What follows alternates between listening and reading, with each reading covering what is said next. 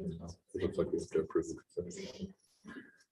It does look like it is 6:30 and time for the March meeting of the Osage County R2 School District Board of Education. Welcome all our guests to the meeting. I need a motion to approve the agenda. I move we approve the agenda. Can I get a second for that? All in favor, raise your right hand. Opposed, the same. All right, the agenda is approved. Do we have anybody for open forum tonight? We do not. All right. Could I get a motion to approve the consent agenda? I'll make a motion to approve the consent agenda. Can I get a second? Second. All in favor, raise your right hand. Opposed, the same. All right, let's see, approval of the regular open session minutes. Can I get a motion to approve the regular open session minutes? I'll make a motion to approve the regular open session minutes. Can I get a second? Any corrections, modifications, changes? See none. If you approve the regular open session minutes, raise your right hand. Opposed, the same. All right, minutes are approved. It's like we are going to potentially approve some trips. First one up is the approval of the FFA summer trip. They're all overnight trips, which require board approval. Okay. Series and then all. All right, so we don't have anybody talking on any of these. We just need to approve them. But I'm just double checking what she sent me. I think there's 3 up there. There's actually only 2. She said. So the first one is the Washington DC trip, which is a leadership conference for FFA. Then I think what she did was they were gonna go to this Kansas City first, but they've changed it now to Springfield. That's, I was confused as to Yes. why they were. That's why I'm sitting here double checking what it was. Sorry, I had 3 up. So yeah, so they're going on to one to Washington DC and then one to Springfield for their points trip. Okay. Is that the summer trip? Is the Yes. DC trip? Yep. No, the summer trip is. The summer trip's the one you're looking at, not the KC trip. So 4.4 is the one that needs to be taken off. Taken off, not changed to Springfield? Summer Summer trip trip. is Springfield. Do we Yeah, need to summer add it? Do we need to add a DC trip to this? That's That's- W. And that's Washington a W, that's leadership. 4.3. All right. There's so many letters on it. I'm sorry. What acronyms? I'm still gonna get this wrong. So can I get a motion to approve the FFA summer trip? I'll make a motion to approve FFA summer trip. Can I get a second? I'll second. All right, any comment? All in favor, raise your right hand. Opposed, the same. Motion carries. Can I get a motion to approve the FFA WLC trip? I'll move to approve the FFA Washington Leadership Conference trip. Can I get a second? Second. Any discussion? All those in favor, raise your right hand. Opposed, the same. Motion carries. Can I get a motion to approve the FCCLA trip? And that one's really, really exciting because we actually had a student that was top in the state for her category at the FCCLA state competitions. Now she gets to go to the national competition in Denver. Very cool. So it's very So do we send multiple students to that or I just the think, students like, we're that? sending a couple friends along so she's not by herself, right? I know Blaine's going. I think we're gonna send a few just so that she's not by herself. Very good. And where's that at? Denver, Colorado. Denver. All Yeah. right. And she's actually a freshman, so I'm kind of excited what she's gonna do in the future. Awesome. Very cool. So did I get a motion on that? I'll make the motion to approve the FCCLA trip to Denver. Can I get a second? I'll second. All right. Any further discussion? All those in favor, raise your right hand. Opposed, the same. Motion carries. Approval and transfer of payment of bills. Any discussion on transfer and payment of bills? I'm kind of curious what kind of varmint it costs $300 to remove. I saw that. I totally saw that, like I was there, well. Raccoons. I just- Raccoon. Next time you need a I raccoon will removed, let me trust- I know. will I'll trust do our it for 200. authorities. Probably could have myself too, but. Hmm. I totally saw that, but I was pretty. I was figured. Where were they? everyone Like else out? They were in the ceiling of the. Oh, really? So we probably didn't actually want to say that out loud, did we? But the raccoons are no more. They've been relocated. Oh, yes, very nice. All right. Anybody else have any comment on transfer and payment of bills? One thing I noticed, and it never occurred to me before, I noticed we spend $2,000 a month to AT&T, which is, what's that for? It's for administrator phones. Is that administrator phones? Because I thought in the past it said cell phones, but this time it was just as a line item, it was 1,000 and another 1,000. So it was like $2,000, but we don't spend that much on administrator phones. I don't think so either. I wonder So what you're are we using old school hardwire lines or what? I mean, what? We're still on some POTS lines. We ordered a system to convert that will run it over cell and internet, but they haven't installed it yet. Okay, so we're moving to PoE over it or PO, whatever it They is. told me the equipment's, they should be contacting me in time to Okay. install it, but I haven't heard from them yet. So we'll see a reduction in that AT&T bill. Yeah. Okay, excellent. All right. Yeah, there's an AT&T landline and then there is a cell phone bill too. Anybody else have any questions? Can I get a motion to approve the transfer and payment of bills? Make a motion to approve the transfer and payment of bills. Can I get a second? Second. Any further discussion? Hearing none. All those in favor of approval of the transfer and payment of bills, raise your right hand. Opposed, the same. Okay, transfer and payment of bills are approved. Reports, we're going to change the order of reports, and we're going to put the student representatives to the board first. Good evening, we are Lily Strong, Lynn Winslow, and we are excited to represent the Lynn High School Student Council. We are here giving an update of student activities that have been held since January 2023. Homecoming was a success and Mr. Solon won the spirit stick. We had a great student participation in the wall decoration and dress up days. We were able to bring back the school spirit at the assembly and carried that on to games in the evening. FFA contests are getting started and students are practicing after school. Boone Roberts received his star in agribusiness through FFA and will be moving on to state, and other FFA members going to state for proficiencies are Kristen Reiki, sheep production, Jeffrey Meaver, goat production, Jacob Starkey, agriculture processing, and Jill Muehlhausen, food production. Vidalia Lalbridge and Bella Russell were selected to be in the state FFA. The ACES team competition was held at ECC in Lynn High School, got first place with several individuals also getting first. FCCLA did a chocolate covered strawberries fundraiser and sold over 300 pieces.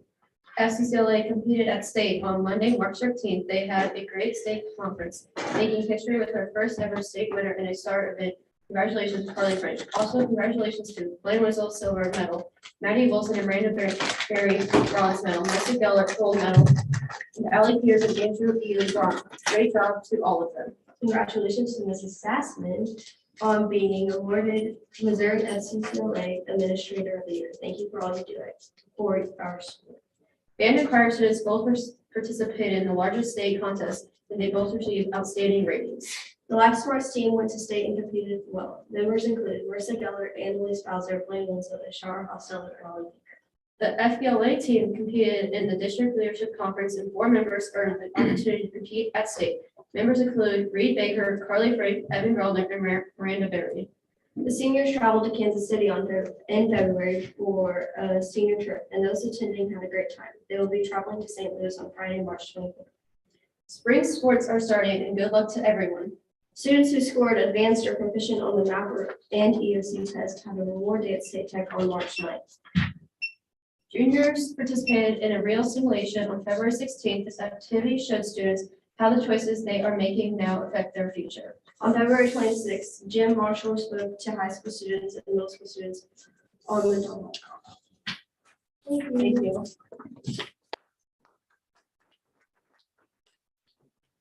Any questions?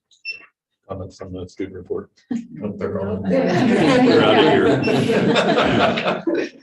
They kind of look back like, what? One thing I did notice, I mean, they mentioned the student report for homecoming. There's a great crowd for homecoming and the student spirit was pretty exceptional. Yeah, That's fine. absolutely. All right. Elementary principal report. Good evening. Here's going to bring up our kind of data dive that we're doing here. There are a lot of data that's getting ready to come in. Tons of numbers, tons of acronyms. I'm going to try to explain the best I can, but if I get a little too fast, as I tend to go, or a little too technical and something that makes sense, just stop me and I'll do the best I can. And I don't know how to stand here and look back and look at you, so I might just walk over here. So what you're gonna see, I kind of started down the ELA path, so like reading, all the reading what we're doing. So we'll kind of cover our K through 5 reading and then we'll shift to math. What you see here on the top slide is our evaluate data, which is an assessment of our standards at each grade level. And then on the bottom, we do a variety of different screeners with our DIBELS assessment, which is a foundational reading piece. So that's where we're checking to see if the kids are getting their foundational pieces. So really, they're testing and assessing two different things. As you take a look at this, probably one of the things I would point out on top is that 22, 23 is we seem to be getting there faster. I think the work that they're doing with the standards, or the work they're doing really with foundational skills, is getting us there a little bit faster with the standards. They're more closely aligned in K1 than they are the other grade levels because we do so much with phonics and phonemic awareness, and those are what their standards are. And then if you take a look at DIBELS, the L and F, that's letter naming fluency. So that's just how many kids, that 25% of the kids come in knowing their letters already, and are very fluent at it. Not just know the letters, but are like know them very well. One of the things you can't really see on here that I thought I might point out is about 50% of our incoming kindergartners do show up in intensive reading need. So when they first get in, we have about half of them that are kind of ready for kindergarten, about a half that are really intensive needs that we have to put a lot of extra support into. You don't really see that up here. A big growth piece, I think, is right here as we're moving in the middle of the year. What a big difference that we've cut that number in half. So now we've got the goal goes up, so they're expected to do 25 in a minute letters, and now we have to go up to 37, and we can do it. We have twice as many kids who are doing it. So that really shows, I think, the good work the teachers are doing in letter naming. And then one over here is phoneme segmentation. So that's just like, you don't look at any letters on the page. You're just given a word like sad, and they have to break it down and say sad. So that starts with that phoneme segmentation. If a kid can't really hear those different differentiation between the sounds, they're going to be slower at being able to learn to read. So a lot of our, if you hear the word Haggerty really speaks to that phoneme piece, where Saxon is going to speak to the phonics, where we get the letters and the sounds connected.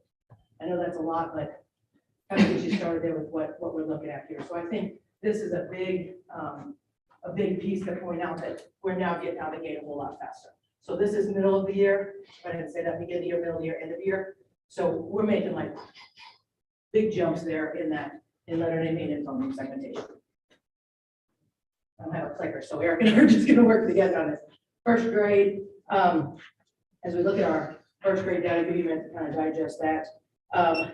We started Saxon. So the first year that I was here was the year we came back from COVID. So the 2021 year. And we had a lot of concerns all across the board with where our reading program was. The teachers were worried, the data was showing a lot of areas of concern. And so that's when we really began to dive deep into what we had. And we looked at ordering then Saxon after putting a committee together and really studying. So Saxon, the phonics program, went into play in 21-22. And so you can see that jump up in data at that point with first grade. And then they kind of stayed steady with that kind of growth at this point. If you look down at the DIBELS pieces, we pulled those three chunks out. So you don't see letter naming anymore. You see the phoneme segmentation because we really want our kids to be able to hear those sounds at this point. And so I think that kind of growth that we're seeing really shows that program is helping us quite a bit and they're implementing it well. Same with middle of the year, going from 35s up to the 80s. We're also seeing it here in the middle. This is a nonsense word fluency is what this stands for, and that's correct letter sounds. So again, that just goes to the sounds that are in like a nonsense word. At this point, they might know the word sad. So we can't just give them sad or they'll just read it from memory. So we've got to give some kind of a nonsense word to see if they can make the correct sounds in there. And so we see a big double growth in that as well. I think one of the things that is worth pointing out is the whole point is that we're creating readers. So ORF, that's oral reading fluency. So that, can we put all of these pieces together and now read words on a page? And we're seeing that that's still slow to grow, is that we're really not getting on the page. So what we really are trying to do, we always look at our data and try to respond. How do we respond to that? Trying to get kids into codables faster, which are like small books that tie to the lessons that they're learning in phonics and Saxon, but then they put the words on the page and they can decode them and help to build that fluency. So that's something that this year they were working a lot harder with to try to figure out how we can get kids into codables faster. So I think we'll see that growth over time as we hand off learning the phonics skills to putting it into play. Like I said, stop me anytime if you have a question. Our second grade data, again, if you take a look at the down here, it's this is again a nonsense word fluency. Words recoded correctly is what that is. We're recoding words better, so we're getting to be able to break that word apart but put it back together. That's what that's screening right there. And then if you look over at the ORF over here, our accuracy. So anytime that we have the students do a screener where they're reading words on the page, we are also going to assess how accurate they are at those words. And so we're seeing that we're finally getting that handoff made here, that we're becoming much more accurate at the middle of the year this year. They are, again, this grade level also really working on the decodables. Now, one of the things I can't brag on our teachers enough for is they really look at our data and respond to it. Really, like on the fly, we look at that, we talk about it, we do something different when we add a new piece in. With this grade level, they said we are spending a lot of time teaching all of our Saxon lessons, and the first 60 Saxon lessons for second grade, because they've been working with first grade, they realized are a complete repeat of first grade, which makes sense if you don't know those, it gives them a chance to learn them again. But if they do know them, how much time are we spending going over something that kids already know? Doesn't make a lot of sense, right? So they recognize that and said, we're really not getting to new phonics lessons until halfway through the year. So next year, they're working right now on putting together pre-tests so they can go into the next unit or section of Saxon, give that pre-test, see how many kids know it. If it's just a few kids that don't, we're going to pull them in a small group and work with them, and we're going to move on to the lessons that the kids really need. So I really like the way they think about this. They said, we feel like we're going to be able to get our kids like accelerate a little bit in the phonics and be able to get to more of the fluency faster. That's kind of their goal in that. So, third grade. Now, you will see that we're going to have a little bit of stalling here with third grade. That first class, that 22, 23 on top, those kids would be our COVID kindergarten group. And so they lost a lot of learning time. And they're just, what you traditionally want is by third grade, you don't want to have phonics issues. You want those all ironed out, and we're really heavily working now on comprehension and in fluency and really building the reader and the thinking reader, but we're kind of a little bit slowed down. So they're doing a lot to close the gap on that. You can see with the nonsense word fluency, they still have to put a lot of energy into phonics. But the growth that we're making is really good growth. I mean, we're up to 46% in mid-year. Those are things that we look at to see that we're making that progress. But if we try to accelerate past and not teach phonics, our kids won't be good readers at 7th and 8th grade. They just won't. They won't have word attack skills. So you got to kind of, as they say, go slow to go fast. We're hoping that they're going to catch up over time, but we got to do the work at this grade level. Really cool is the accuracy. You'll notice last year at the end of the year, we had 93%. So 93% of our kids in the third grade last year reached a point of accuracy, and that's from 34% at the end of the year. You can see the depth of teaching and learning that was going on with that intensive approach to phonics. And that's something those teachers are really committed to. One of the things that'll start being evident as we cruise through is I've thrown up there the MAP scores. I didn't have our score for 18-19. But what's interesting is we use our evaluate data because it's standards to tell us how well we're going to do on MAP. And so we would have anticipated doing better on MAP based on this data.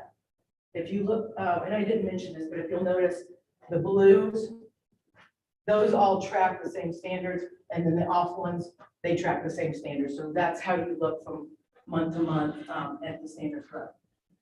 But if you look at the end of 21-22, we should have been somewhere in, I don't know, 46 if you average those together, 47, and we were at 32. No, I'm sorry, 35 right there. So there's a discrepancy a little bit, and I kind of started noticing that all the way through. I knew last year that I thought there was a little bit of a discrepancy, but then looking at like this really made me go, "Ugh." It really seems to be fairly consistent. And so you'll also notice the 32 on Lynn up here would correlate with the 49, 48, 47-ish %. So we would anticipate that we would have gotten higher scores. So that's something we've got to look into. And I have a email in to evaluate right now. Start a conversation with them to see, are we seeing this everywhere? Are these really aligned well to our Missouri learning standards? What is it that we might need to look at differently? Because we would anticipate higher scores than that. But you'll kind of see that start to be a trend. Fourth grade ELA. I think I hate seeing this, but our fourth grade and our fifth grade currently, they're kind of historically lower scores. That's just where we are. They were first and second grade when COVID was happening. They were slower to learning those basic skills, and we have to fill those pieces in fourth and fifth grade, third, fourth, fifth. We have to fill those in.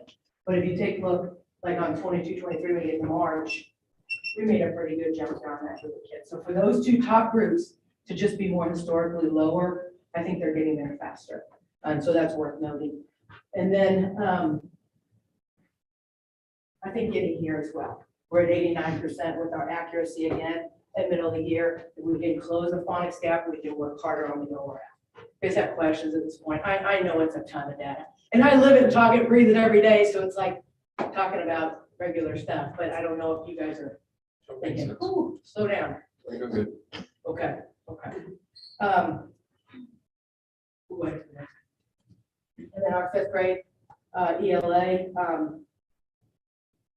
the teacher of our fifth grade, I'm just going to say, Mrs. Helming, she really lives and breathes by the data. So many of us do. And she's just coming to me in November, December, January. And she's like, I don't understand. Why are they not growing on Evaluate? I'm teaching those standards. I don't know what it is. And so we really dug down. We really did a big comparison between, she was looking at how in depth she was teaching it, what they were assessing over here, and really trying to look at what was going on. Beth and Melanie popped in and helped me a little bit with the data. And of course, they're our title teachers. We talked about it, like, what are we seeing? Well, what we're seeing is these kids were slower to get to phonics achievement. And because they were so much slower, they are not very fluent, and they certainly can't attack the text complexity that comes with fifth grade. And so I think that's why they can't read those things as deeply as we would expect a fifth grader to read them. So we really studied that. We did two things. And that's what we really try to do in the elementary is we really look at the data and go, okay, this isn't working. What do? We can't just keep leaving this to write out. So we did two big things. One, Mrs. Helmick really looked deeply into IXL. I don't know if you've heard about it, but it's just an online program that's very popular in our state. And she started work with them. She got going on that, and we ended up getting a pilot. And what it does is she can break down each student's deficits and their standards and assign them just that work. So that way they can speak to just the standards those kids are struggling in. Kids got very excited about it, and they were really moving. The other thing is we looked at the foundational piece and we said, we need more fluency work. And so we purchased Read Naturally, which comes highly recommended by the Science of Reading people. And we put that into play. We got those kids on that. And so she came running into my office in February, March, and went, they moved. So we just kind of do that. We try to look for what is it that's holding our kids back and what can we do to move them forward. Another thing I do want to point out here, again, I've told you about the accuracy. And they hit 100% last year, and that was a big success. That means that phonics gap is really closing. And we're getting to that place where we can focus a whole lot more where we need to be focused, which is here in our oral reading fluency, how well we can read smoothly and not make mistakes in our actual fifth grade material. We're getting there. So those would be the highlights there. Again, if you look at the map to end of Evaluate data, you see we're a little bit closer in 2021 with 54, and we handily beat the state there. But we would have expected it to be higher on 21, 22. So that is just an odd thing to me that we're just looking into to try to see if we can figure out what's going on there. Why wouldn't we have a closer relationship there? What is MAISE? Oh, MAISE, thank you. MAISE is like a closed reading test where the kids are reading, they're given 3 minutes, they're given a passage, and every so often there's no word in the blank, and they're given 3 choices to pick which word goes in the blank. And so that has to apply all those skills of all the pieces of phonics and phonemic awareness, vocabulary, fluency, and comprehension to be able to figure out which word goes in. And then, of course, there's percentages that come out of that, and we figure out what their actual percentage is. This number should be really closely related to math. And that's statistical data over years of using the maze, this piece of the nibbles, that should be. We are nowhere near that number. So that is also a very unique thing. We should have been closer. So like I said, we're looking into why. I'm going to talk to, please do. On the maze, a lot of our fourth and fifth graders especially are getting the ones that they get finished correct. It's slower reading because of the phonics. So they're the ones they are completing, a lot of them are correct. So that speaks a lot to that they're not as quick at reading, they're just slower, but they're getting it accurate. So they're comprehending it, they're knowing it, they just can't read as fast. So that's why the Inbred Natural is going to help in that area as well. Appreciate you adding that. The next slide is really just an overview of what we've been doing, how we kind of piece together this. This is the science of reading. So what this is this is the scientific approach to teaching a child to read. And that's what we've been subscribing to for the last 3 years, is how we use that. So you can read through that, I'm sure, at your leisure, but it just has basically some of the big ticket items of what we've been doing. If you go to the next one, this is just the next steps where I would recommend going for next year from where we've been. You can see in like second grade doing the pre-test. There's just a lot of things. Saxon is really a K2 phonics program. So we know that we've got to have some advanced phonics going on in third grade, fourth grade, fifth grade. And so we've been looking for how do we hand that off? What do we do next? Because we can't just say, maybe they got it. I don't know if they do. So EverFi is one of the programs they recommend for that. So third grade has been exploring that this year and looking into maybe adding that if they still see that phonics need in the third grade next year. So they have something and they have a plan. All right, shift our brains. You're exhausted, you're glassed over. Do you have any questions about reading? Okay. We're good. Okay, if you do, or something pops up later, like, just let me know, shoot me an email, stop by, I'm happy to talk about it. As you can tell, I talk about that all day long. So math, I'd say right here, the big movement is, if you look at the middle, so Form A, Form B, Form C, for kindergarten and first grade, they take the beginning of the year, they take this one, November? December, somewhere in November? And this one was about March, and then the post-test is an exact copy of Form A, so we can just see what that looks like in that growth. But you can see we're just getting there faster by the big jump that we made, and about 10% higher. We're anticipating doing quite well by our last assessment. First grade math, just, I think really just steady growth there in 21, 22. We made a big shift in 2021 all across the whole building, in that we didn't really have a clear understanding of what our standards were in math. So we spent a lot of time the first year in grade level meetings just studying our standards, selecting the essential standards, putting together units of instruction, and really getting aligned. There was a few misconceptions in the building, thinking we were still a little bit heavier with Common Core, and we are not. We have Missouri Learning Standards, so just really understanding what those standards were. And you'll notice on Form C, if you look up underneath that, 67% is proficient. So they're 1% off of that already right now. So I think they're making good growth across math in first grade. Second grade, again, getting there much faster. If you look at March, 57 to 70.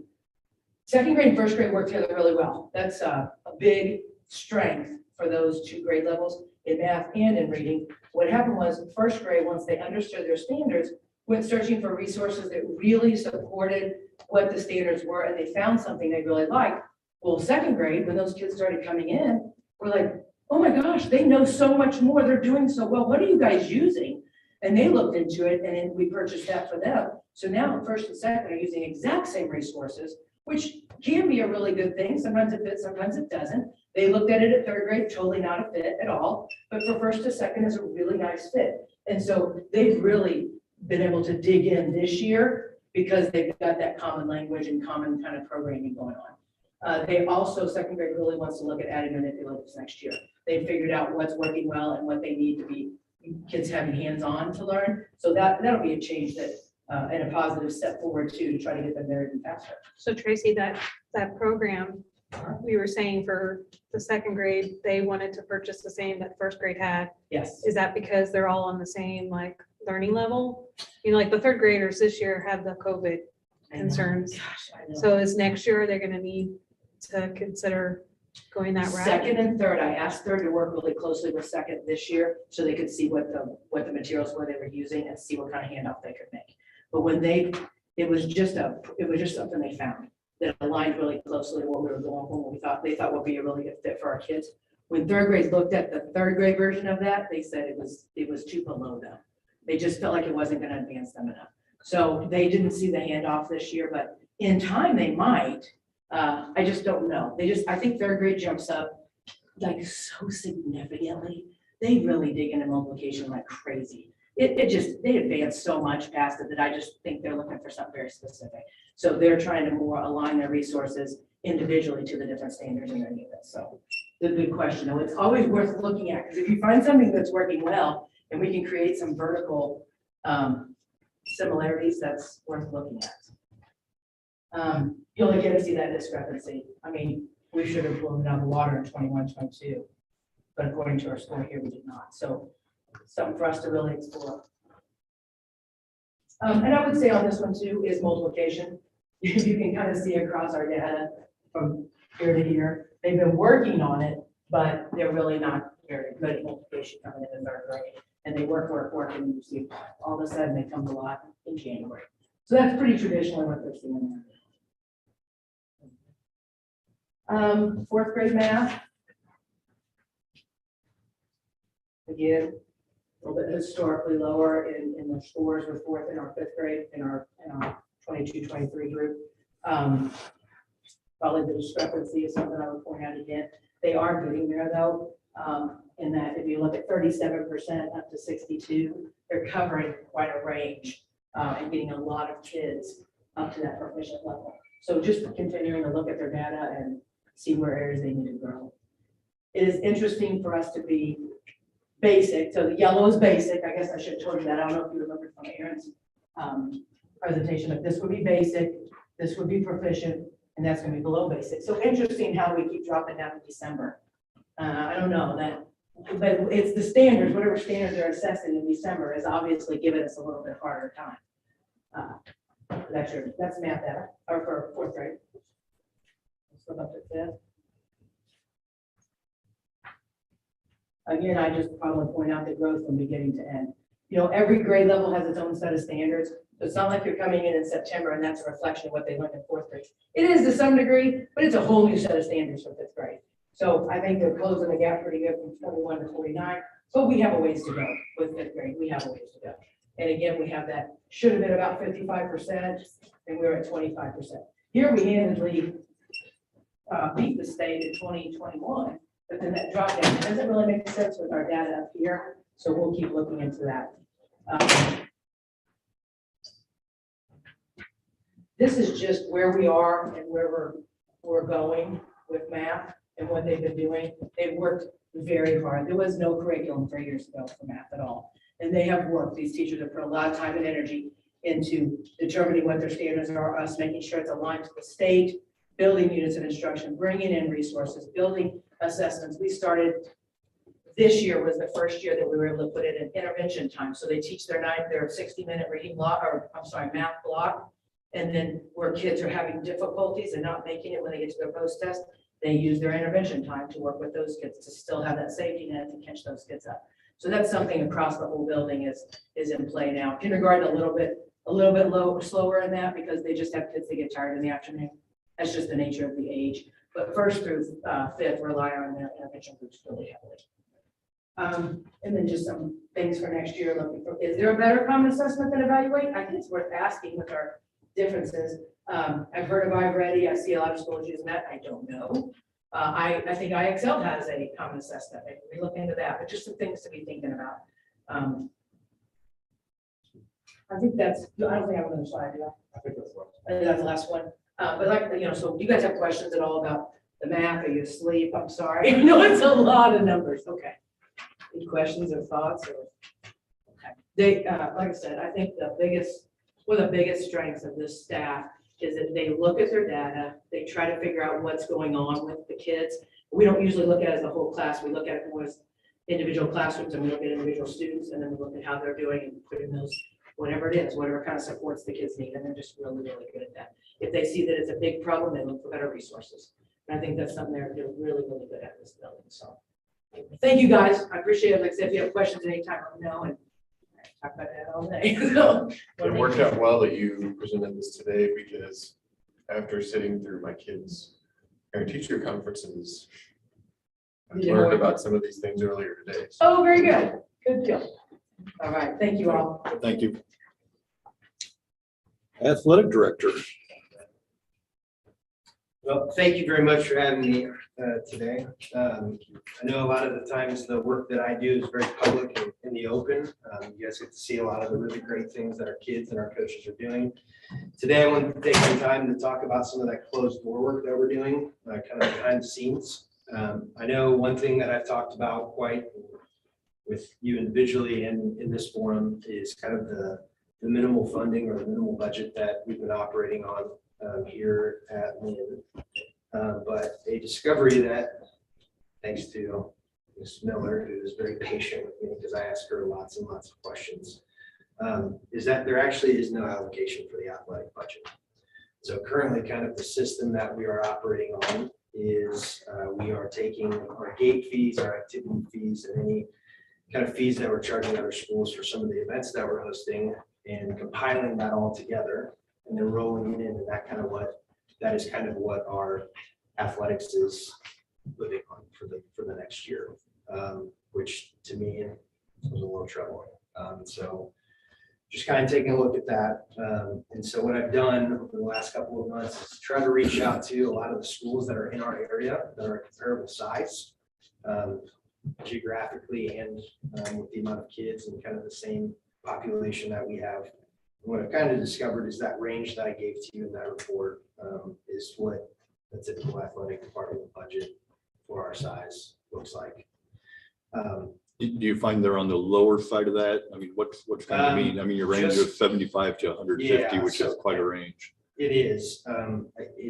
It's honestly kind of half and half. And through some private conversations I've had with some athletic directors, it just depends on how their district is set up. A lot of them don't deal with a lot of the some of those pieces that I put in that. So like our officials fees, transportation, coaching stipend was never a part of any of them. Neither was major facility maintenance or event staffing, but some of them did include that, which made it larger. Some of the schools that are in our geographical area that might have a bit of a wealthier population tended to be on the higher end of that. There's some other correlations that I could say that I don't feel comfortable saying them here, right? So there's that. And so what are we doing about that? And so when I came into the school, kind of the common practices that I was used to doing in my own programs in previous schools, none of those systems were in place. So when I first started kind of asking coaches about next season, I got very minimal pieces, right? Like, what is I need balls. Okay, how many balls do you need every single year? How much are those going to cost? And so we've just kind of been walking through that process of sitting down with our representatives, looking at different companies, getting different bids. What is the actual price of what it is that we're paying? And so just, I've been working with our coaches through that piece. That was a bit of a struggle at first because, again, they'd never done anything like that before. But they were eager to learn, and we're getting better and better at that practice. And hopefully next year we have a system in place where we're ready to do that work, closer to not the very end of the year, but kind of where we are around January. So we're working through that. I will say that, that has been a challenging process given kind of all the things that we do. I do with Ms. Aspen, as well as kind of the current state of athletics and rebuilding things. And so, but we are working through that. It's just happening quite a bit slower than what I would want. So we are working through that. And then what I did was I actually started a sheet where each sport will have its own, and I shared that with you all. And so you can kind of see where we are in that process as we continue that great work. So that's just kind of what I wanted to mention to you tonight. And then along with just some really great highlights and some updates on some facilities. With girls and boys basketball ending, I put in there kind of some highlights, but I also wanted to make sure that we shouted out those kids that I got all conference and all district this year. For our boys basketball team, we had 2 players get all conference, second team, Zach Dotson and Noah Hall. And then all district, Zach Dotson, Noah Hall as well. And then our girls team, we had 4 get all conference, 1 first team, Ashara Hostetler, 2 second team, Kiana Hostetler and Autumn Baker, and then an honorable mention, Vivian Baker. And then super exciting player of the year, Ashara Hostetler for all district. And then also Kiana and Autumn got that as well. Then I just kind of went through and talked about where we are in our spring programs. And then I wanted to give you some facility updates for track and for baseball. For track, the McConnell has come out and patched our track up. They were actually supposed to come tomorrow and Wednesday. But again, kind of what I talked about in my report, it's supposed to rain for the next couple of days. So every time they are about to come out, you know, rainfall that happens. What'd they charge us this time around? For the patching was a little over 5,000, and for the painting, it's going to be a little over 10. So it's like 10, 5, 10,000. The restripe. So are they restriping the whole, Restriping for the whole track yeah. for that kind of money? So it'll be nice, so pop and all the lanes will be. You can actually see where they are. And how long do we think that'll hold up? Another year or more than that? No, that should last. It'll just get us about another year, maybe 2. at I mean, best. last year, it really got us through last track season and it was already. But what you can't tell is what they patched. Did that fail or probably the spot right next to it that probably failed? It's hard to tell. Our shot put area today, I was ready to come in and tell you kind of where we were, but then today they actually had a ton of work that was done. The drainage on the top end of it, as well as the leveling, was finished. They were able to put down the larger gravel and half of the chat so that, and then the rest of it's supposed to be delivered tomorrow, along with the bottom side drainage that is happening there. I got a question on that, and this is, I'm speaking about something I know absolutely nothing about. I drove by it. And I guess you'd call it common sense. It looked to me like the big gravel should have been compacted, but clearly it wasn't compacted before we put chat down. Is that the norm or not? Should it have all been the big, because the big stuff's just gonna come up through the chat, I think. He rolled over it with, and I'm not sure what you saw, but the way that he kind of got it down to level was he took his excavator with the tracks and kind of Yeah, went that's back and not- forth. I It mean, they're doesn't low smooth it out. impact. Yeah, I mean, excavators should be low impact. I don't know, how do you do that? I would have thought you'd take a vibratory compactor and gone over the big stuff, got it down to the ground and then gone over the top of it with chat, so that gravel doesn't come up through it, but. When you're halfway done, you could do an experiment. I think I've got a vibratory compactor over there. You could Come over and try it on the other side and see if it looks better than the other side in a few years. I don't think of why it would come up through there. It really doesn't get a lot of traffic like on top. Because the little stuff will go down through the big stuff Oh, unless it's compacted down tight. Yeah, we may have Be to like a top road. it a I couple mean, of that's what you do times. with the road. You put down a 2-inch base, you compact it, and then you put the small stuff on top of it. Yeah, we may have to probably top it several times before that stops doing it, or do you think it'll I don't just? think I think it'll always come up through it unless you compact it in. Again, I'm speaking about something I know nothing about, but On the backside, and I don't know if this will do the same thing you're talking about, bringing a roller out once the chat is done is something that we intended to do, is actually roll it out like that. That'll only, like you were saying, that'll only shove it further Down through the down. I ground. don't know if that's gonna affect the bigger stuff on the bottom. might be something we want to Google and make sure. Yeah, like I said, we've got a little hand one, we got a big one we could have brought over, but. Continue. Yeah, no, great. And then as far as the baseball field is concerned, that material has been delivered, but again, we're just fighting the weather today. We did have a lot of great work that was done. Our Coach Campbell and Coach Dudenhofer actually went and grabbed, we had some excess material down below the softball field scoreboard. They were able to bring 4 or 5 loads of that up until they kind of, they'll drag it through, work in some of those lower areas, and we're just waiting for the weather, for that company to be able to come out. So just a couple of updates there. Can we have a baseball game on that field? Right now, today, yes, we could have. You could, okay. Today, we could have, yeah. And the mound's like a, there's no mound on it. Synthetic. So we ordered a synthetic mound that is, we can move. It anchors in. A lot of schools are going to that route, and so that was a route that we chose. So that our coaches don't have to, spend the time to build a mound every year. It's actually perfectly, the dimensions on it are perfect. The exact specifications for what baseball requires. So that's all I have for you. So you have any questions for me? So the synthetic mound, is it all one piece? It's, yep. it's I mean, one I big think I've piece. seen baseball games where the synthetic stuff kind of flops up and people trip over it, that type of thing. It's all, So this is, Coach Campbell did a lot of research into this particular one. It's one that's widely ordered and has, good reviews. Cool. So it's one big piece, has 6 handles, and they just carry it out. And so like when we were not able to have our jamboree here, city was gracious enough to allow us to go there and have that hosted. And they actually, the kids were able to, and coaches were able to pick it up, put it down after the game, they bring it off, and they've been doing a really good job taking care of that big mound.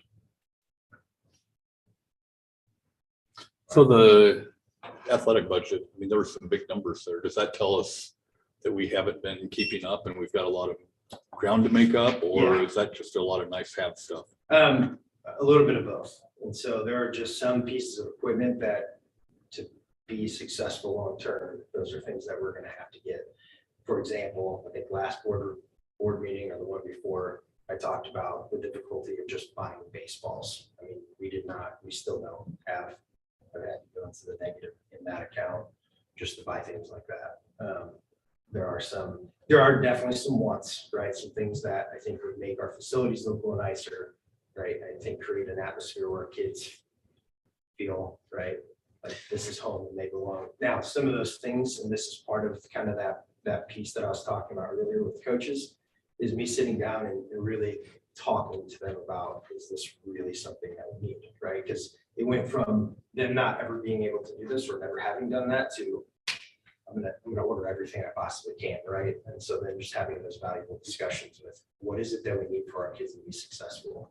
How are we gonna grow them fundamentally? And then once we get them to that point, how do we take them to that next level? Some of those pieces of equipment are exactly what we're talking about. Once we get them to that fundamental level, how do we take them to the next step? Are we ready for some of those things? Probably not, but we will be, right? And so just having that kind of budgeted out so that we know where it is that we want to take them, I think is an important step in this process. The key is to get a rational amount per program, right? Yeah. Like instead of a lump sum. I mean, like I would think be rational to look at like the exact breakdown per program of a similar sized school. Correct. Russellville, South Cali, something like that. Because I mean, of course, we're going to the negative because we had a completely ridiculous and irrational number in each of those columns, at least what I looked at. No, We're spending more money on that for each particular program every single year.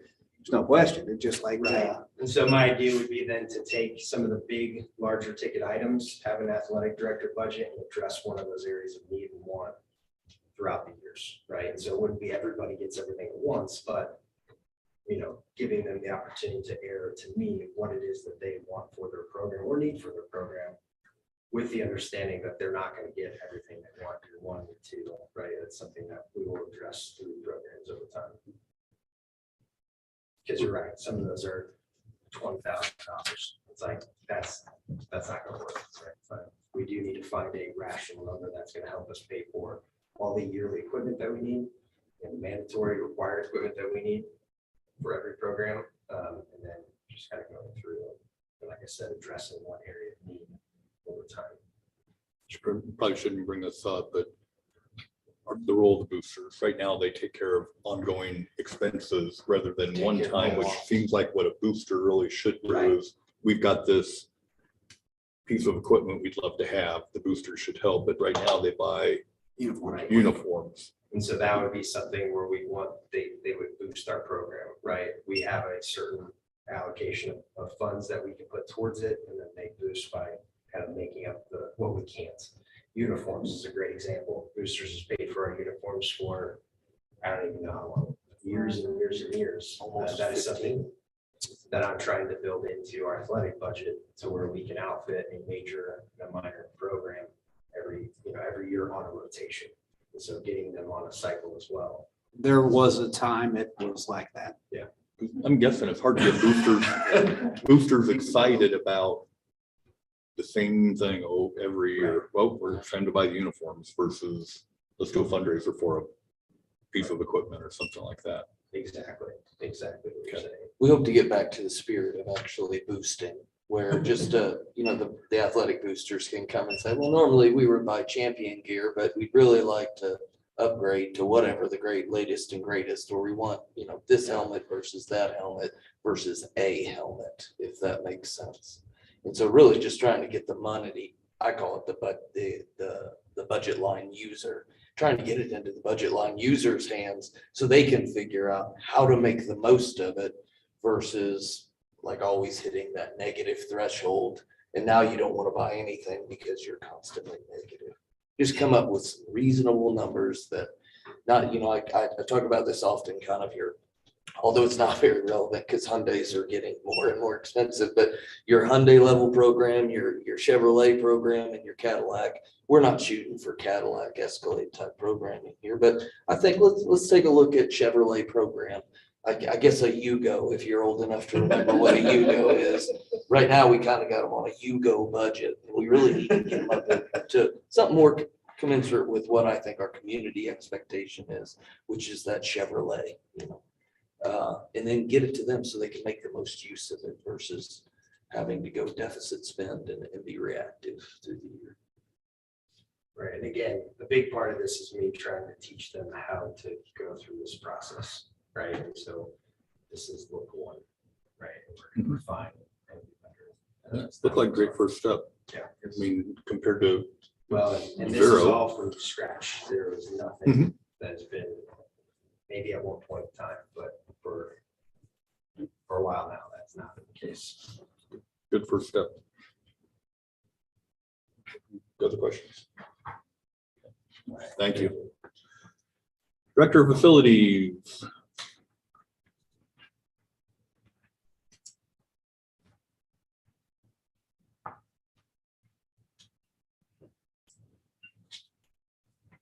Hello again. We'll start by talking about staffing. Kind of excited to say that we did find another part-time custodian to work with our other part-time custodian, which he actually fills our evening shift position. So we are, besides an event custodian, we've had it posted for them. We are fully staffed in the janitorial department. So still, like I said, still looking for the event custodian, but we are staffed. We recently did have someone in our dietary department that wanted to help out in the evening, so we just went ahead and made that happen. Schedule maintenance and repairs. We've just been trying to basically general maintenance of the building and keep everything going. And also trying to finish the long jump pits, working on something, trying to get a summer plan going and to keep them moving, trying to get everything looking better. All of our fields looking good, working good. A way to maintain that. So, unscheduled maintenance, we did have our walk-in freezer our indoor walk-in freezer. The defrost element has failed along with one of the condenser fan motors, but I'm waiting for parts of that. We're still whipping it along, but we did have to kind of shut one of the fans off and put it on like a manual defrost, which we're taking care of until our parts come in. Contacted Hilliard about both of our auto scrubbers again, which are both throwing salt coats. Once again, they are suggesting that we replace our batteries, which have not been replaced since they were purchased. I'm not sure exactly when that was, but what I'm hearing is about 3 to 4 years ago. And the battery life on those are 2 anymore. So that's something we're gonna have to look into. The batteries in those for both machines will be a pretty good expense. So I'll be running that by you guys shortly, as soon as I get an exact number on that. We are looking those through. Our equipment, our Bobcat is functional. We have, well, after many months of actually going through that machine, a few different people, auxiliary pump being rebuilt, the alternator, and the entire control module. We have a functional skid steer. So pretty happy about that. On another note, our forklift was sent to Forklifts of Missouri and unfortunately needs major repairs. The transmission is going out, and to even start that, would be a very high expense and actually more than. So we're looking at options right now. We have it just brought back to us. Now, Do you have forks on your skid steer? we do. Okay. We do. It's just some of the heavier stuff. It's a small skid steer, so but we also have forks on our John Deere, but we're making do. Some of the bigger shipments that come in and stuff. Paper shipments. Take care of it. And we unload them. Lots of time. Go from there. But yeah, like I said, that was a surplus item that was here when we got here. It wouldn't even start then, so. Got it started and then realized it doesn't move. That actually was used very little, and we've only had it maybe a little over a year. It was very difficult to start the entire first year that we had it, so it was used very little when Cliff and Kyle came in. Kyle's the one that got that to reliably start for us and get running, and the transmission went out immediately. So I'm gonna reach out to Surplus because they do help you out with that. I'm just gonna let them know that we've used it minimally. They have worked with school districts, as I've discovered since then, to see if there's some sort of recourse for us to replace it. Can you put it on gov deals even though you've only had it a year? I think we have to keep it longer. I think I'm afraid you're right. I know we sold one here a while ago that was a piece of junk, but it brought a lot of money. Yeah. Well, that would work out for us then. That's the exact circumstance that we need to have. Yeah, that would be ideal. Contracted services, I did call Superior Service to help get us the parts and stuff on the walk-in freezer. Actually, I do believe they have arrived and he will be here this week, honestly. He has been keeping us updated on that. So, Big Country Excavating is still working on the shot put area and the weather's not been cooperating for him. But as before mentioned, Cole, he got here today, yesterday and today. He really did fine. So, and it was, I'd say he told me at least 3 hours worth of work, where it needs to be. I did hear you talk about the compacting, and maybe that would be something we need to look into before it gets too far. I'll talk to him about that tomorrow. You probably want to hit that before you put any more chat on it, Yeah, right? exactly. I mean, do you think that's doable? I mean, Compact, He's it's like, good, right? hit If us a our, chat, I like, mean, we've got a little handheld vibratory compactor. That's If it certainly runs not right hurt. now, you could so hit it's like it. if you could hit the top of it, and then if we have to, should we have to He buy a has, little more chat, that's not a crazy expense. he has only used like one motor shadow, maybe.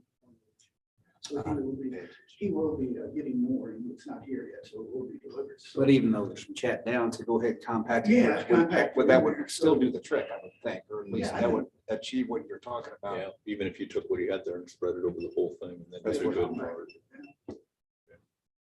I wish you'd do that. We need to plan on doing that, right? I mean, I'd Google it and see, but I'm common sense tells me that's what you do. No, I would say too, yeah. Yeah, I'll talk to him more about it and see if he wants to. Maybe, we'll try to get that. Appreciate all your help too, by the way. equipment and stuff. Facilities and grounds, we got the mowers all started the other day. They started right up, ready to go. We got all the other equipment started just to make sure there wasn't any surprises. Like, no, where are we here? So, you know, stuff like that. Just running through, run a little gas through. And long jump pits are finally completed. They are draining good. Sod is down. We did see around it, and hopefully we'll just have to see how everything takes and go from there. But I've seen a lot of jumping today, and I didn't see any issues with it. No splashing. So everything seems to be going good there.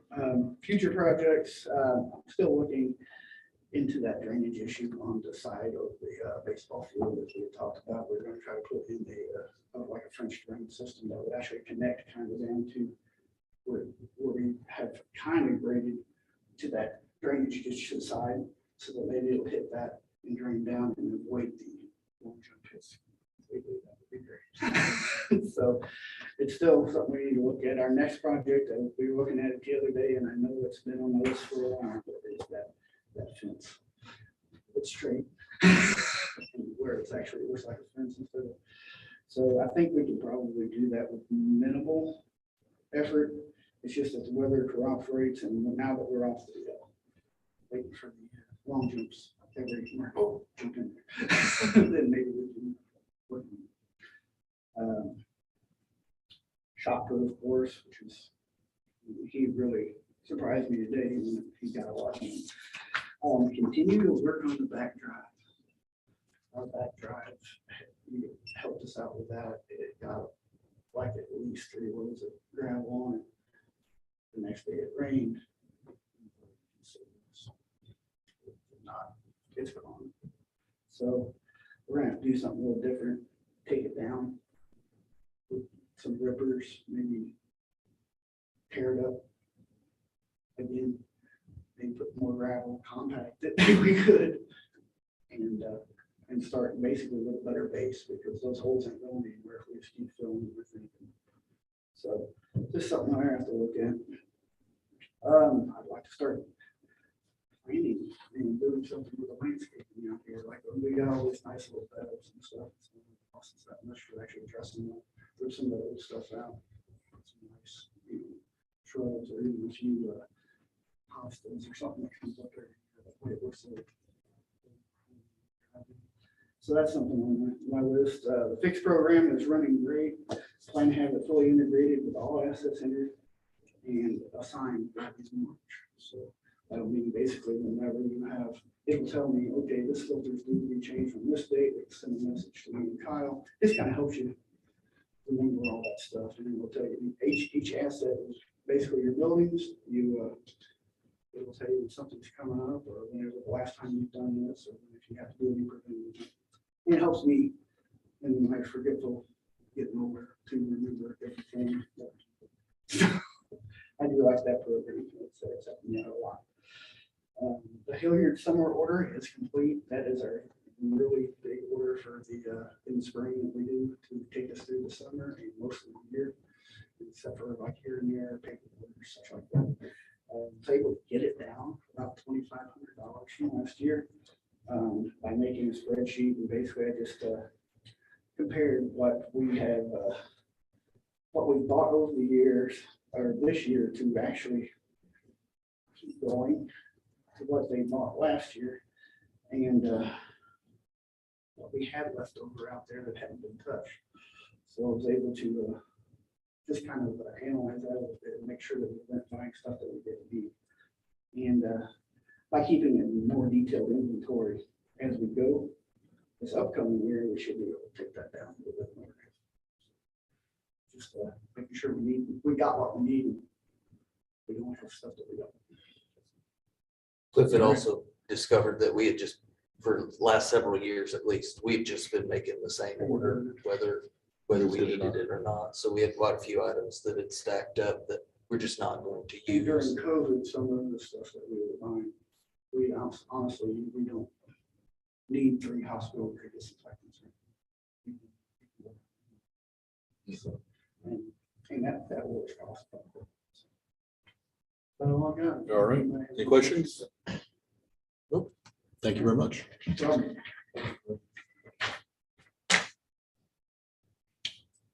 Superintendent report. Awesome. I'll stick to the same framework. I'm sure you guys are getting used to it by now. Looking forward to the end of our first year as a team, really getting to celebrate not just our team, but our staff, and really take a look at going into next year with our second year and a little bit of familiarity together. We had our staff dinner on the 11th, had about 15 folks come out.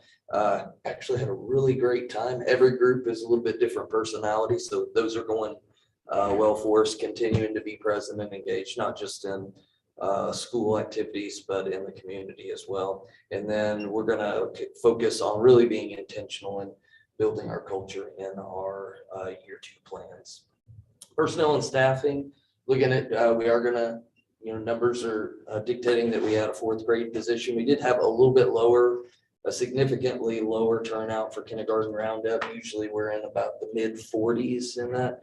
We're in the lower 30s, which would seem to indicate maybe we don't need a 3rd kindergarten teacher. So we might need, we just have to monitor that to determine whether we still need to there. If we don't, we'll need to repurpose, but we're moving forward with hiring the 4th grade teacher just in case.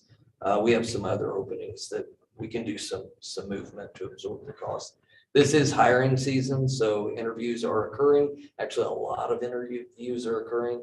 We'll be presenting our first set of hires for next year this evening in closed session for the upcoming principal opening. We do have 5 current candidates with a couple more that have expressed interest. I did a little bit of looking around on Mo Teaching and Mo Reap today. On Mo Teaching, there's only 2 applicants statewide that have registered for an elementary principal position on Mo Teaching. And there are only 11 that have registered on Mo Reap, the #1 non-school district site in the last year for the entire state. So going back to about this time last year, there are only 11 newly registered candidates. I've went through their resumes and pushed out emails to them and just said, hey, if you're interested in taking a look, give me a call. I'll be glad to talk to you. Professional development will be a focus this year. Second verse, same as the first year. PD approval process will be adjusted to be in line with our campus and program improvement plans for next year. We've approved a process for requesting professional development in previous years. That's what we've approved each of those years. We're actually going to have a professional development plan going into next year. Spring session for administrators are starting. Actually, mine starts there on Massa on Wednesday. So we'll be having ALT Wednesday morning, and then I'll head up to Osage Beach, Lake of the Ozarks. I'll be coming home each evening from that. Facilities, defer to what our 2 gentlemen have already said. I would like you guys to know that the RFQs for energy audit, I've begun receiving submittals for that, and actually quite a few. The architectural and planning RFQ submissions probably triple the energy audit companies. We'll have a lot of good choices in there, I think. Athletics and fine arts, still funding those programs as is a priority with just something that's reasonable. I think we've maybe once softball, help me if I'm wrong, is $350, but a softball bat is $400. I think the booster helped us out with that. So just getting something that's reasonable. Coach Minix and our coaches have done a good job of really, for the first time in a while, sifting through that and seeing what those program needs actually are. And budget and finance, this is the planning season, working through basic figures. There'll be more coming in the following months. We have a lot to consider for next year's budget. I think it would be redundant for me to go through a list of all of those things. Inflation is an issue. We will almost definitely go out for bid for a food service company this summer. I did, and we'll get to it in a minute. We'll talk about the transportation, increased cost of transportation, continue finance applications through this spring.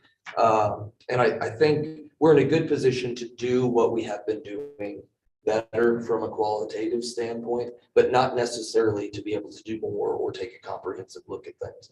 And a lot of the budget will be focused on that, trying to do more and better in an effort to improve. More numbers as our budget applications come back and we know what our allocations are from federal programs. You guys have any questions or you'd like to talk about? Nope. Thank you very much. Next up, discussion items, hosting community events. So this one, so we have had a facility use form.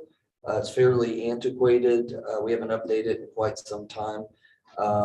We're really kind of out of line with best practices, and here's what I mean by that. So we will let, and I'm glad that we do, we let a lot of different community organizations use our facilities, but we really don't have any training for the event hosts. So they come in and they get access to a building and then they run.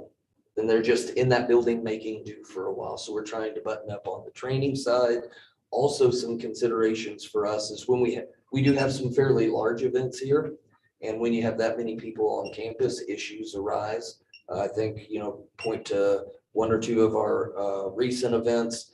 We were finding event goers in different parts of our building, even though they were, say, maybe they're using the gyms, we might find them, a group of kids playing tag downstairs in the elementary, or other people just walking around the facility. And then when we do have events, we're not charging anyone at all for those, but they are, and this is something I want to make sure that you guys understand and get what direction you want to go from you, is we aren't charging anyone anything, but many of our events we have an on-site custodian. We pay that custodian to be there the entire time. Kind of take care of the restrooms, take care of paper supplies and products, clean up spills. That is a significant cost as we cover those events. And then we've had some damage. So a couple of things. Are we interested in coming up with an application fee or process to support what we're trying to do with those events? And in order for us to host well, I think we need to do those things. And if we host well and more often, it'll continue to be a greater and greater cost. And right now we just offer that free, which is great if we can afford it. But as we have these budget conversations and we are slicing dimes into nickels into pennies, we've got to think about maybe just what it costs us to allow somebody to use it, not make a profit off of it. What does it cost to have somebody check in administratively, do a training or an orientation, provide custodial services? And so I was wanting to know what your thoughts were regarding that. Do we have a custodian or training needed for every type of event, or would it be depending on the number of people you have or the type of event that it is? I don't know how much you've thought about this.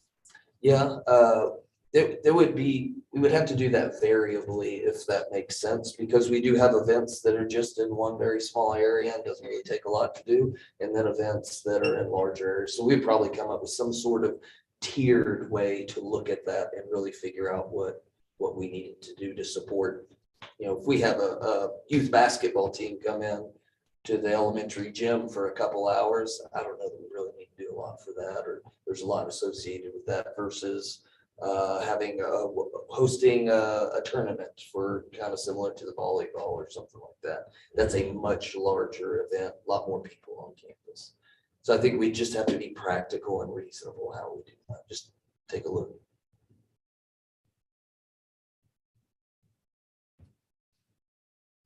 I would be interested in knowing what other schools do. So that is something I looked at. I have a breakdown of what some of the local schools are charging, and it's pretty significant in what they charge, which is why a lot of organizations don't use schools quite a bit, just because of some of the schools have some outrageous rates. So that would be, I think it's nice to have people on campus, right? To be here and be exposed to our place, but I think And Chris, you're talking for big events, not for like needing it No. for practice, For all. for all. Is, what we do here is very atypical. We allow a lot of community members to use our facilities rent free, essentially. That's not the case in a lot of places. Also of note in kind of I think he uploaded kind of an example of what we might use, kind of taking what, and I think there was kind of an hourly. It is not uncommon to also, when outside entities use your facility, that they have some sort of insurance rider. We are assuming 100% of the liability for those events. If anything happens, then it's our music insurance policy that would need to take care of that. We had a long conversation about this like 2 years ago, a year ago. It got kind of ugly a couple years ago about it. Don't they have to have insurance though? Like, isn't that part of the agreement now? It's like $2 million. I don't think we did. Well, so the discussion, I mean, it really came, and I won't use the example, let's say the Checkers Club. Should the Checkers Club be required to have $2 million worth of insurance because they're playing checkers? And that was kind of the example we used, and we kind of went back and forth in it versus Versus, athletic Club. group or something like that. I think we kind of, it was so if it was a club organization, say, club volleyball of some sort that wanted to rent it, they had to have insurance, or there was some extra stipulations, but I don't know that there was ever anything. We came to a resolution of some sort, but I think Do you know about when? I think that the conversation at the time was about whether or not we were going to let people in the building at certain hours, like who got a fob and who had to have insurance, but I don't think we were talking about charging admission costs at that point. Yeah, there was no charge. I think it was because there were people that had keys and fobs that were coming in here in the middle of the night, just whenever they wanted, and shooting baskets or doing whatever they were doing in the gym. That was kind of how it came up, I think. There was nobody would even know they were here. They would just be here whenever they wanted. and so, I mean, so, and it was like the liability insurance. So let's say it was the Checkers Club. Every time they had a club practice, they would have to pay $77.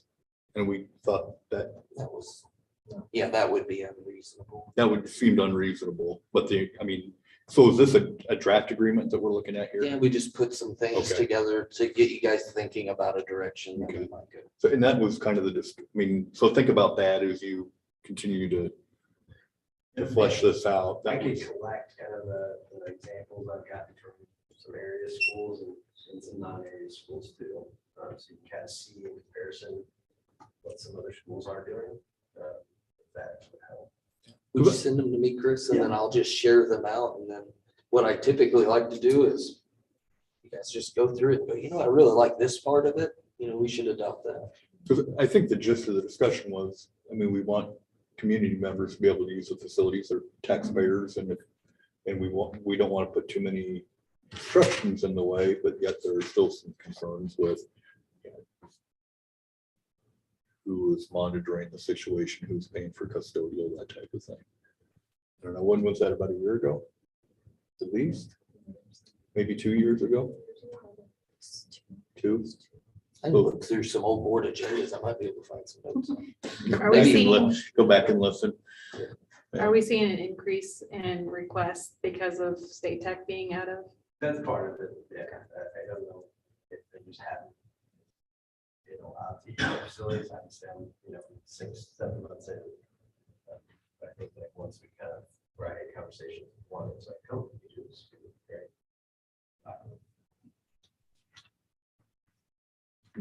Don't know. But yes, that definitely, that's starting. I mean, I think it's worth exploring. Did the Lynn Craft Fair used to be here? Yep. Okay, does that explain why they're asking me to host it at State Tech? We haven't told them they can't here. Lynn Craft Fair, No, it's usually usually here. They've asked in me if, October. they've asked me if I can host it. Wonder why? Probably a lot better parking. So was it getting crowded too? That could be it. But I I can't. know last year they were down hallways because they had. They've outgrown the space. Booths down the hallway. Yeah, the elementary field was full, field house Field house was was full, full. high school cafeteria was Cafeteria. full. That's Band fine. halls. And they had a bunch of stuff outside, you could get in And the outside. farm. I know another piece of that was we were having discussions about the timing of that event. That would essentially never enable us to ever host volleyball districts. Because of the Okay, it's coming to me now because it had something to do with setup and takedown and it's not. So They that show up was us and they're gone the gearing same up for day. Districts taking our, our gym space away, and then Yep. also just the non-ability to host districts ever, which is problematic. I get an email every week asking me for an update. I'll have to make a decision on this. It is a really good event. It seems to be well attended by our area. Okay, so if I say no, they still welcome here. Yeah, yeah. Oh, perfect. That takes some pressure off.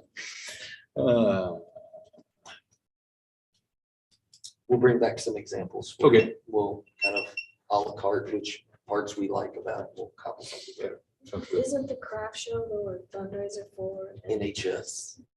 Yeah, which seemed, I thought that too, and it's like, why would you do it over there? But I think guess it it's the still could parking, be. Because there's No no parking. parking here because of, there's so many vendors and.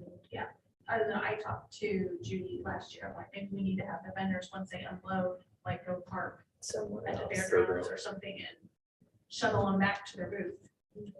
Because there's no parking for anybody to go shopping. All right, let's move along. Preliminary budget 23-24 rather than 22-23. Almost.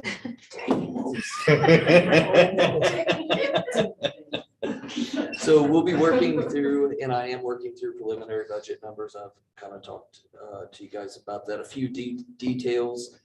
Moving forward with at a minimum, doing our usual step. I would call it traditional, that everybody moves a step on the pay scale. You saw some of the numbers associated with that. That costs us about $35,000 a year. A step is about $500, which is 1.49% of our base pay. So I put the same in for administrators just as our starting place. A lot of considerations for inflation's impact on staff income also.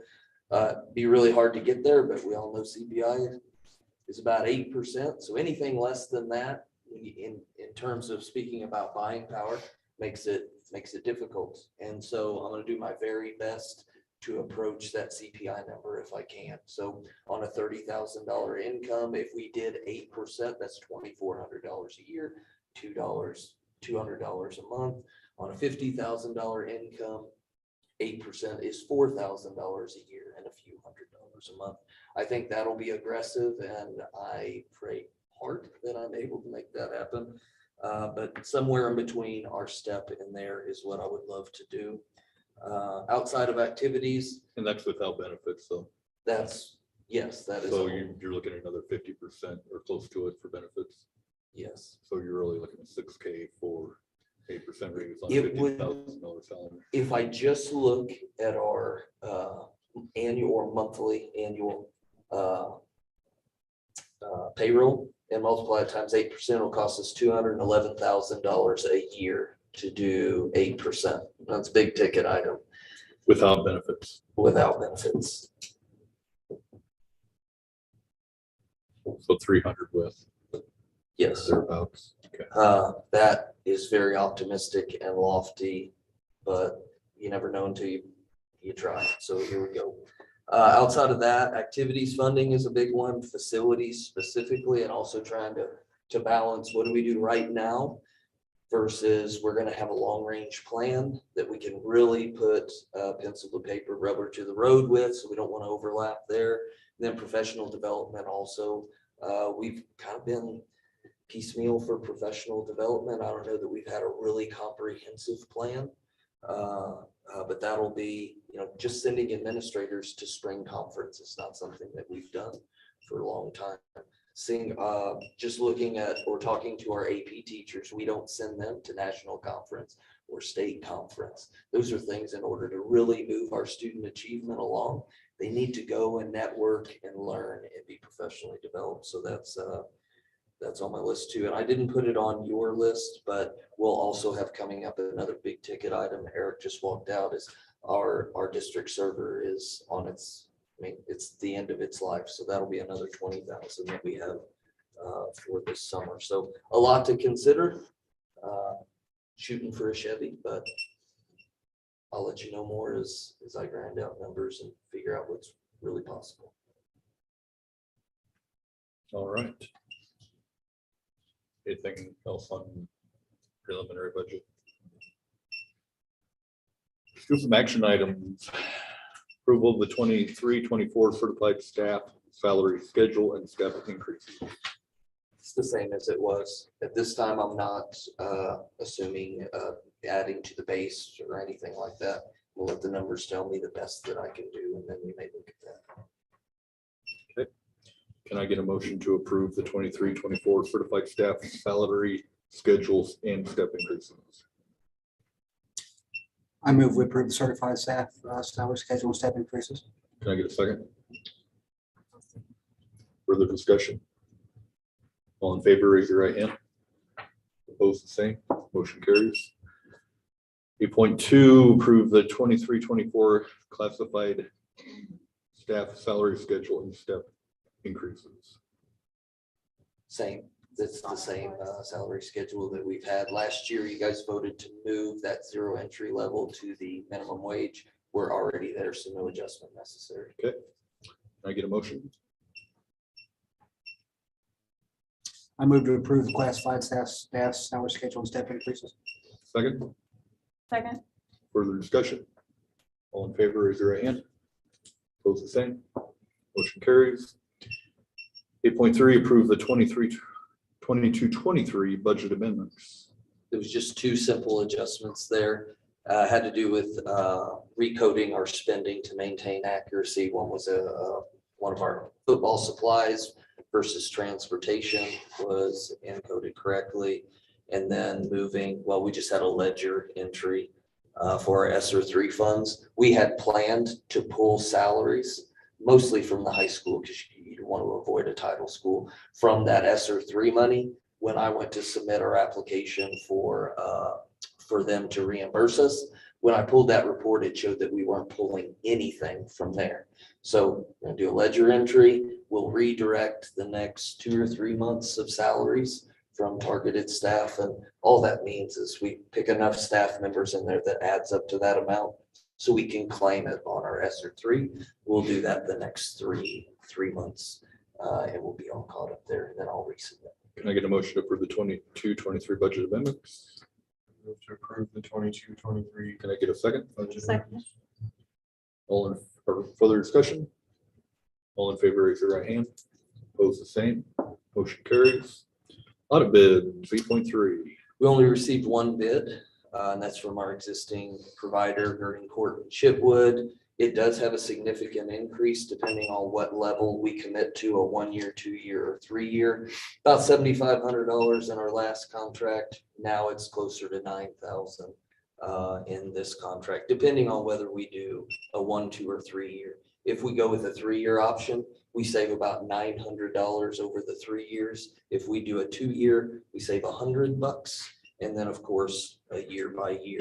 To give you some perspective there, not this year's audit, but last year's audit cost us just a little under $21,000 in total after they did the reconciliation. This was from 2021.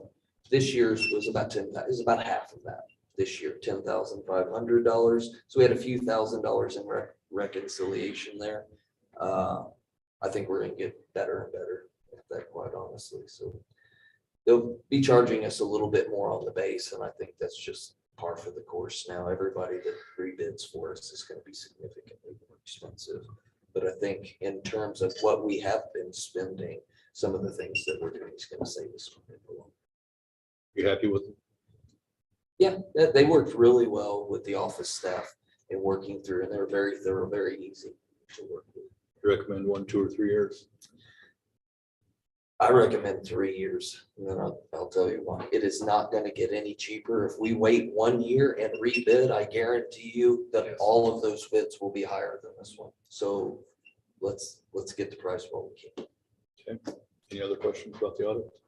Kind of wish we would have had another bid, but I think that locking in the price for 3 years is the way to go. We have another bid in years. Okay.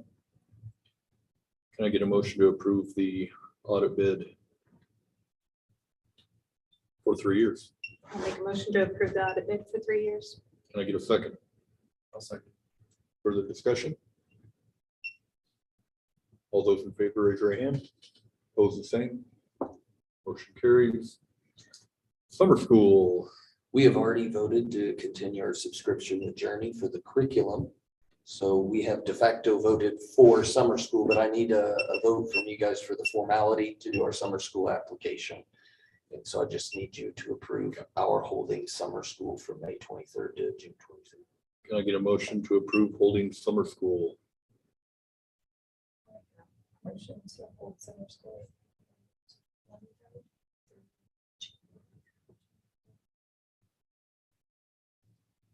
Can I get a second? I'll second.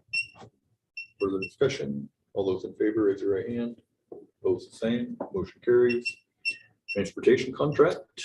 We had spoken a month or two ago about whether or not we wanted to continue to extend, because we have the option to do that if both Rudolph and we agree that it's in our best interest. So I've sat down with Joe and worked through the numbers, and what he is presenting would be a 6% increase to our route costs. Right now, we pay $29,452 per route. 6% increase would get us to about $40,148 per route. So 6% increase to just kind of our base service. Say that number again. There's something on there. 30,000, not 40,000.